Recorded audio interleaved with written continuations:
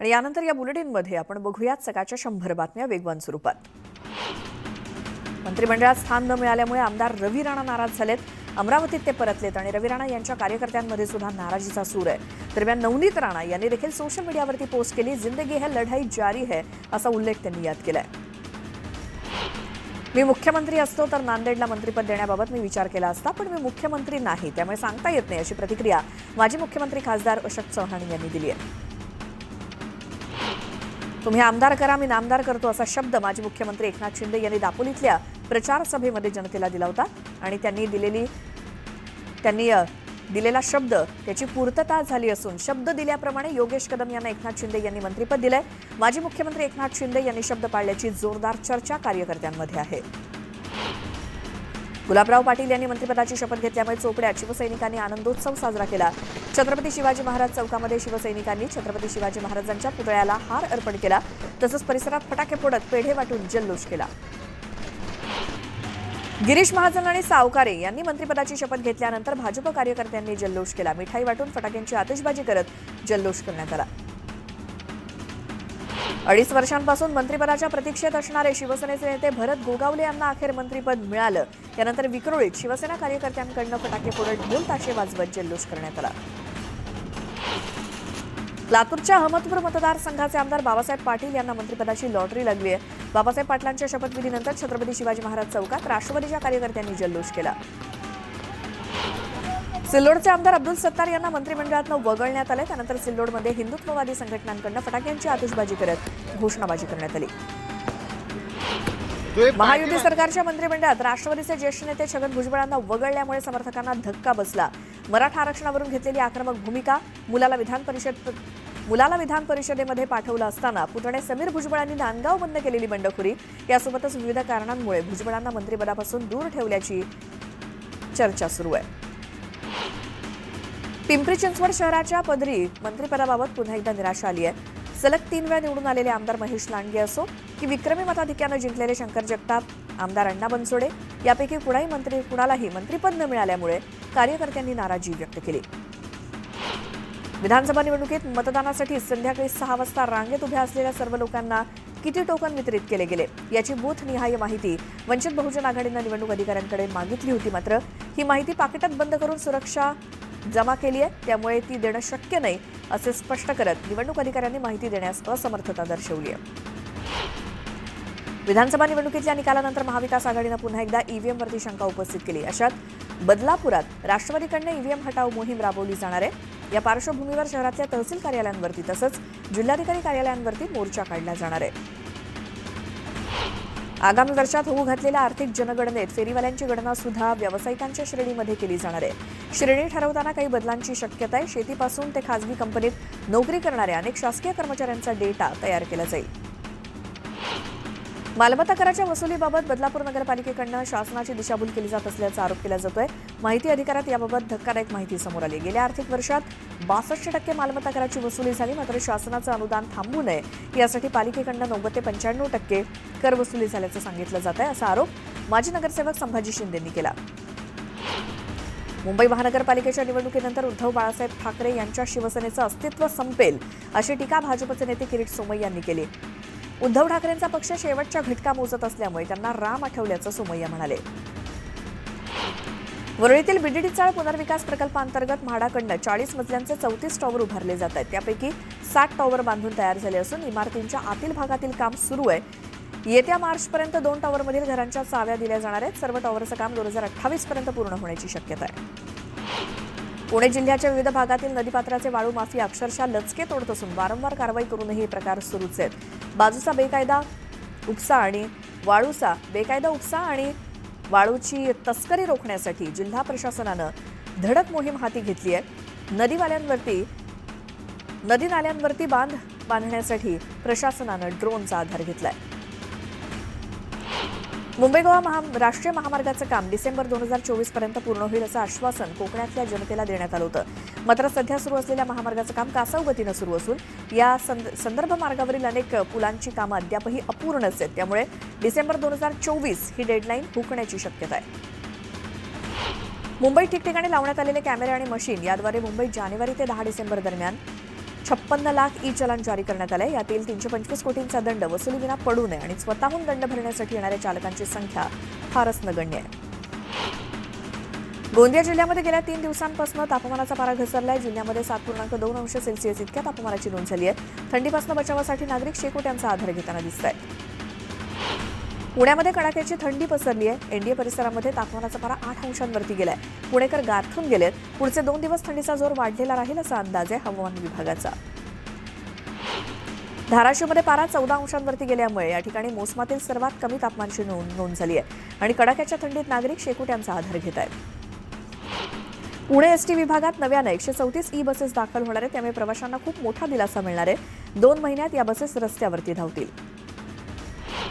Talegaon railway स्टेशनजवळ parking असलेल्या एका कारला अचानक आग लागली. दरम्यान अग्निशमन दलाच्या जवानांनी घटनास्थळी धाव घेत आगीवर नियंत्रण मिळवलं, तर या आगीचं कारण अद्याप अस्पष्ट आहे.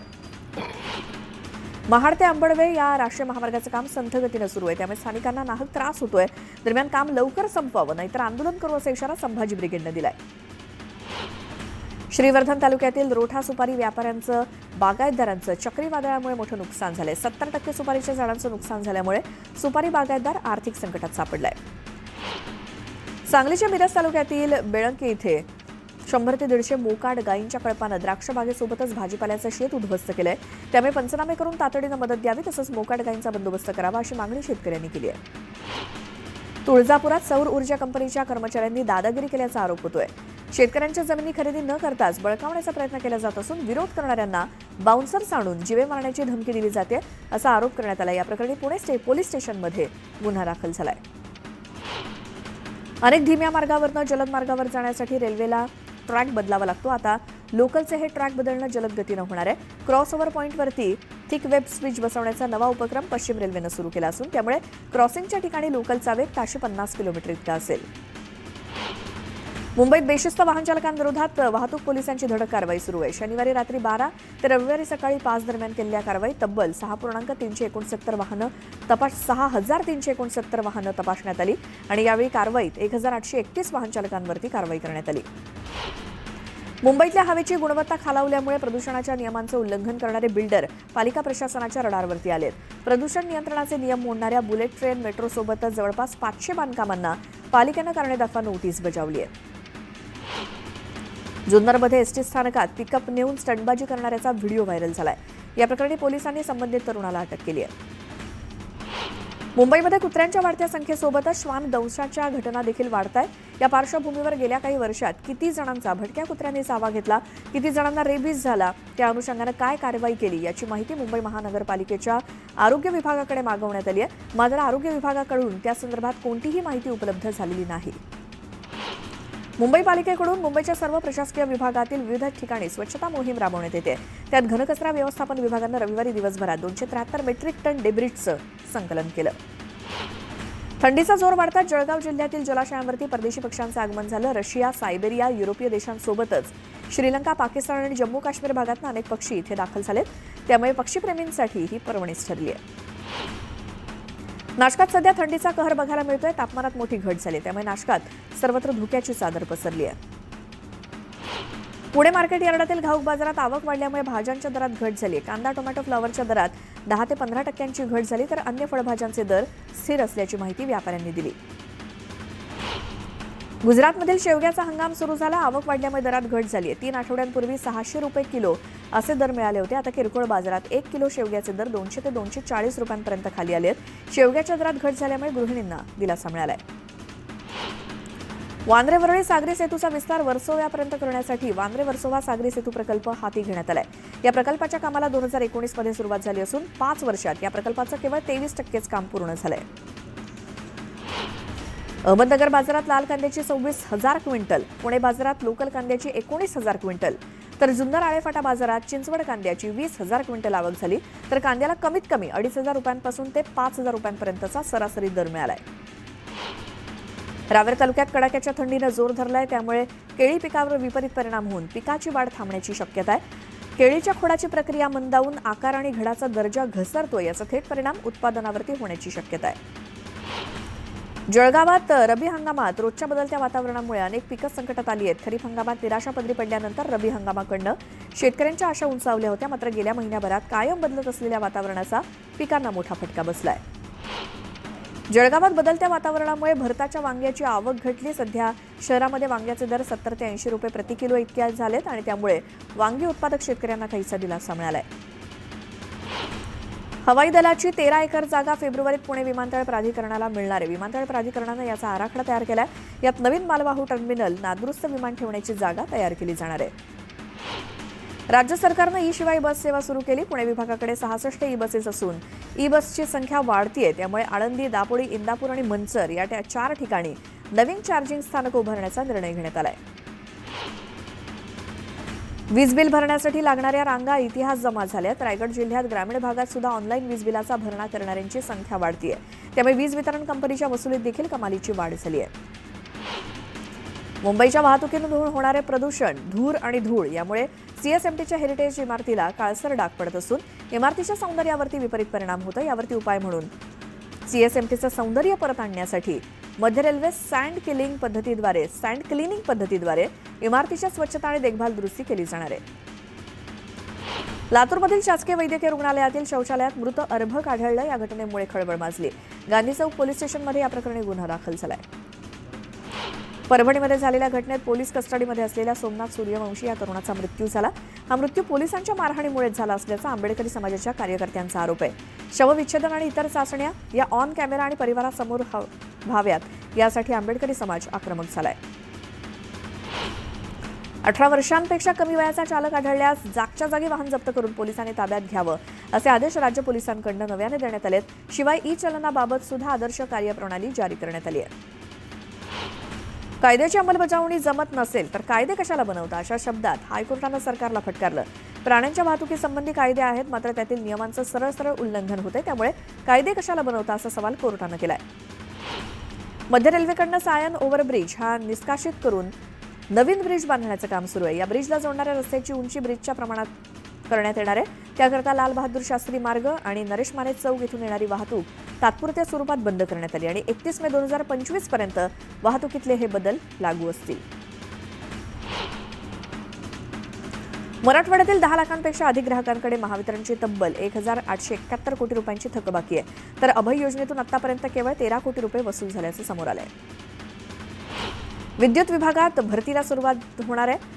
अधिसूचना जारी करण्यात आली आहे. अधिसूचनेमध्ये या भरतीविषयक सर्व महत्त्वाच्या बाबी प्रसिद्ध करण्यात आल्या आहेत. भारताचा जीडीपी 47.24 लाख कोटी रुपयांवरती पोहोचला. या कामगिरीमुळे जगातील 5वी सर्वात मोठी अर्थव्यवस्था म्हणून भारताचं स्थान आणखी मजबूत झालंय. यात महाराष्ट्र हे देशातील सर्वात श्रीमंत राज्य ठरलंय. रिंग रोडसाठी जमीन मालकांनी संमतीनं जमीन दिल्यास बाजारभावाच्या 5 पट मोबदला दिला जाणार आहे. त्यानंतर मात्र सक्तीनं भूसंपादन केलं जाईल असं जिल्हा प्रशासनानं स्पष्ट केलंय. एक देश एक निवडणूक या गोष्टीशी संबंधित 129वी घटना दुरुस्ती विधेयक, केंद्रशासित प्रदेश कायदेविषयक दुरुस्ती विधेयक ही 2 विधेयकं केंद्रीय विधिमंत्री अर्जुन मेघवाल आज लोकसभेत मांडणार आहेत. लोकसभेसोबतच राज्य विधानसभांच्या निवडणुका घेण्यासाठी घटना दुरुस्ती विधेयकाला पंतप्रधान नरेंद्र मोदी यांच्या अध्यक्षतेखाली केंद्रीय मंत्रिमंडळाच्या झालेल्या बैठकीत गुरुवारी मंजुरी देण्यात आली होती. त्यानंतर आता त्याच्याशी संबंधित आणखी 2 विधेयकं लोकसभेत आज मांडली जातील. तामिळनाडूच्या तोठिकोडीमध्ये मुसळधार पावसानं हजेरी लावली आणि ऐन हिवाळ्यात हा मुसळधार पाऊस पडल्यामुळे स्थानिकांची मोठी तारांबळ उडाली. पावसामुळे मात्र या ठिकाणी रस्त्यावरती पाणी साचलं होतं. शेतकरी नेते सरवणसिंह पंढेर यांनी पंजाब वगळता आज देशभरात ट्रॅक्टर मोर्चा काढणार असल्याचं जाहीर केलं. तर संपूर्ण पंजाबमध्ये रेल रोको करण्याचा इशारा दिलाय. जयपूरमध्ये एका कोचिंग सेंटरमध्ये गॅस लिकेज झाल्यामुळे 9 विद्यार्थ्यांची तब्येत बिघडली. यातील 2घांची तब्येत नाजूक असल्याची माहिती मिळाली आहे. दरम्यान गॅस लिकेज झाल्यानंतर रुग्णालयाबाहेर विद्यार्थ्यांनी मोठी घोषणाबाजी केली. त्यानंतर विद्यार्थी आणि पोलिसांमध्ये राडा झाला. अलीगडमध्ये एका कारखान्यात गॅस गळती झाल्यामुळे खळबळ माजली. यात कारखान्यातील 6 मजूर बेशुद्ध झाले असून त्यांना रुग्णालयात दाखल करण्यात आलं. बुलंदशहरमध्ये लग्नाच्या मिरवणुकीवेळी दगडफेकीची घटना घडली. यावेळी नवरदेवाला घोड्यावरून खाली पाडण्यात आलं. तर वराडी मंडळींना सुद्धा बेदम मारहाण करण्यात आली. या मारहाणीचं नेमकं कारण अद्याप स्पष्ट आहे. पंजाबमधील जालंधरमध्ये कुत्र्यांनी एका वृद्ध महिलेवर हल्ला केला. या हल्ल्यात वृद्ध महिलेच्या डोक्याला गंभीर दुखापत झाली आहे. मध्य प्रदेशातील नर्मदापुरम इथल्या सातपुडा व्याघ्र प्रकल्पात अस्वलांचा समूह पाहून सिंहानं आपला मार्ग बदलला. हे सगळं चित्र कॅमेऱ्यामध्ये कैद झालंय. बिहारच्या बेतिया या भागात अजगर सापडल्यानं खळबळ माजली. वनविभागाच्या पथकानं अजगराला पकडून नैसर्गिक अधिवासात सोडलं. गुजरातमधील म्हैसाणामध्ये एका गायीनं लहान मुलावर हल्ला केला. या हल्ल्याची घटना सीसीटीव्ही कॅमेऱ्यात कैद झाली आहे. मध्य प्रदेशातील दिंडोरी येथे पेट्रोलनं भरलेला टँकर नियंत्रणाबाहेर जाऊन उलटला. टँकरमधून पेट्रोल लुटण्यासाठी लोकांची मात्र झुंबड उडाली. गुजरातच्या अरावलीमध्ये एका अनियंत्रित कार चालकानं अनेकांना चिरडलं. या अपघाताची दृश्य सीसीटीव्ही कॅमेऱ्यात कैद झाली आहेत. हिमाचल प्रदेशमधील उनामध्ये रस्ता ओलांडणाऱ्या एका वृद्ध महिलेला भरधाव वेगात येणाऱ्या अँब्युलन्सनं धडक दिली. या अपघातात वृद्ध महिलेचा जागीच मृत्यू झालाय. छत्तीसगडच्या अंबिकापूरमध्ये एका स्कूटरला आग लावणाऱ्या मुलीला पोलिसांनी पकडलं. दरम्यान या मुलीची मानसिक स्थिती नीट नसल्याची बाब समोर आली आहे. मध्य प्रदेशातील मुरैनामध्ये वाढदिवसाच्या पार्टीत एका लष्करी जवानानं अचानक गोळीबार केला आणि या गोळीबाराचा व्हिडिओ सोशल मीडियावरती व्हायरल झालाय. सुरत पोलिसांनी डुप्लिकेट नोटांसोबतच 3 आरोपींना अटक केली. हे आरोपी मुंबईतून बनावट नोटा आणून सुरतमध्ये फसवणूक करत असल्याचं समोर आलंय. कनौजमध्ये शेतात पहारा देणाऱ्या जोडप्यावरती गुंडांनी हल्ला केला. हल्ल्याचा व्हिडिओ सोशल मीडियावर व्हायरल झालाय. बिहारच्या समस्तीपूरमध्ये आपापसातल्या वादामधनं मारामारी आणि गोळीबार झाला आणि गोळीबारात दोघांचा मृत्यू झालाय. जम्मूमध्ये अंमली पदार्थांच्या तस्करीवरती पोलिसांनी धडक कारवाई केली. आरोपी असलेल्या जोडप्याला अटक करण्यात आली आहे. काश्मीरमधील बांदीपोरा इथे लष्कराच्या वाहनाचा अपघात झाला. अपघातात अनेक जवान जखमी झाले. रशियातील क्रिमियामध्ये वादळ आलंय. दरम्यान या वादळामुळे हजारो टन माल घेऊन जाणाऱ्या रशियन तेलाच्या टँकरचं नुकसान झालंय. उत्तर गाझामध्ये हमासच्या शस्त्रास्त्रांच्या गोदामावरती हल्ला करून ते उद्ध्वस्त केल्याचा दावा इस्रायली लष्करानं केलाय. बांगलादेशमध्ये आंदोलनाच्या वेळी एक कट्टरपंथी थेट मशीन गन घेऊन निदर्शनात पोहोचला. दरम्यान हा तरुण मशीन गन घेऊन आल्याचा व्हिडिओ सोशल मीडियावरती व्हायरल झालाय.